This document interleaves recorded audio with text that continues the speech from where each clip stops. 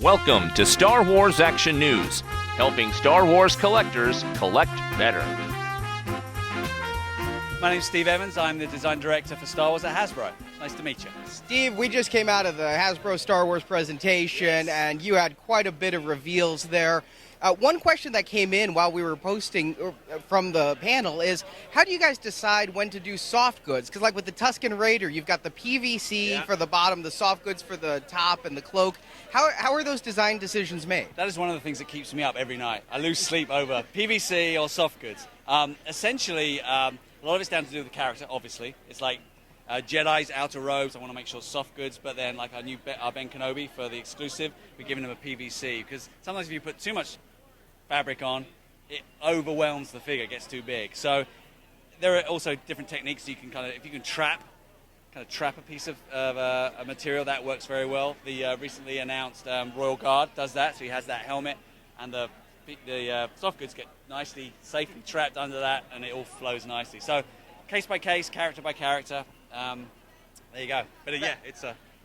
Kudos on that Royal Guard. Thank My you. single favorite thing you showed at that panel. I'm a huge fan of Crimson Empire, and when in the 3 3/4 inch line, you guys made kind of the Under Armour with the Revenge of the Sith figure like that.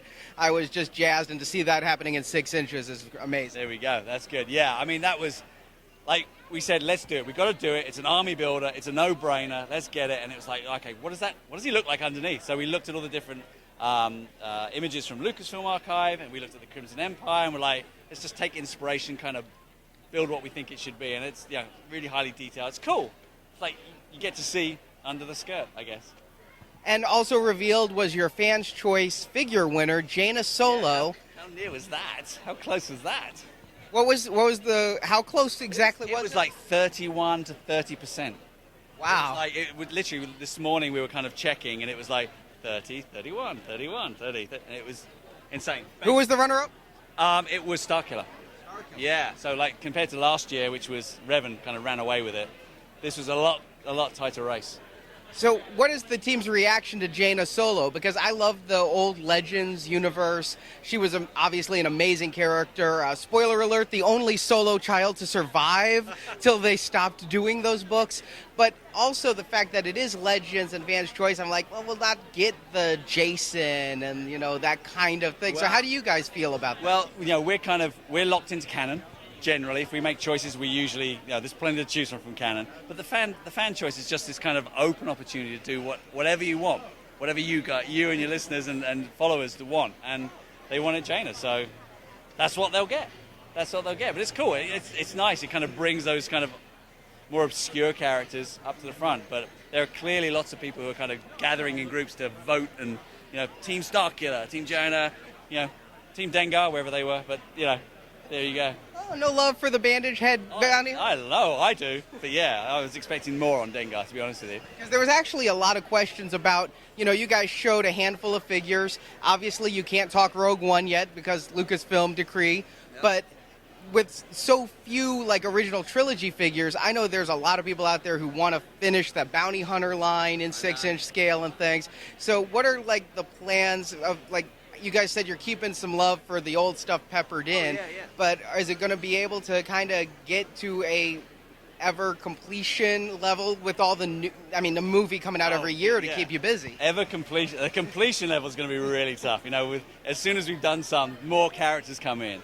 But what we're trying to do, and it's kind of shown with the AT-AT driver and the Snowtrooper that we announced, I think at New York Toy Fair, something like that. Trying to kind of pair things up. So I hear a lot, we got to finish those bounty hunters. Got to get Forlom, Zuckuss, Dengar, get him in. So, I think I'm not saying I'm going to produce those 3 characters next, but we're aware that we're trying to kind of group things, and we like the idea of the figures making sense with other figures on people's shelves or in the dioramas that they photograph for Instagram and all that kind of stuff. So, it's kind of trying to find a formula.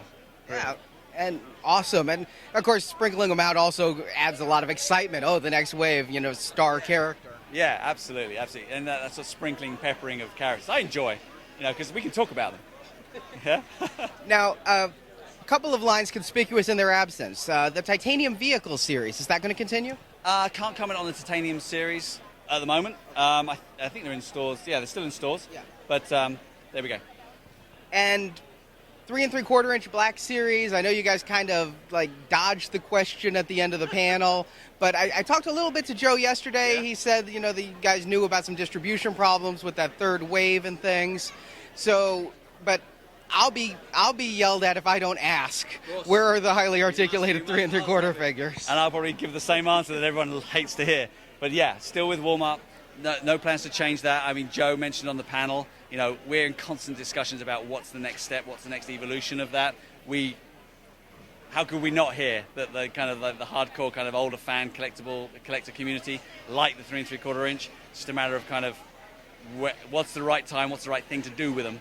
And it's that size, is it Black Series, is it vintage, all that kind of stuff. But talks are going on, so I can't. All right, well, that's good to know talks are going on. Sorry.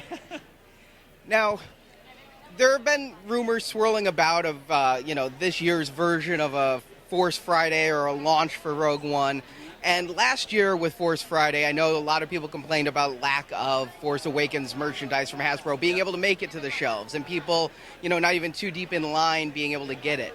Has that caused any adjustment on Hasbro's part for when the new line launches? I don't think it's a question of like when it launches. I know that we've admitted, and I think even Brian Golden spoke about, you know, the distribution is always a challenge.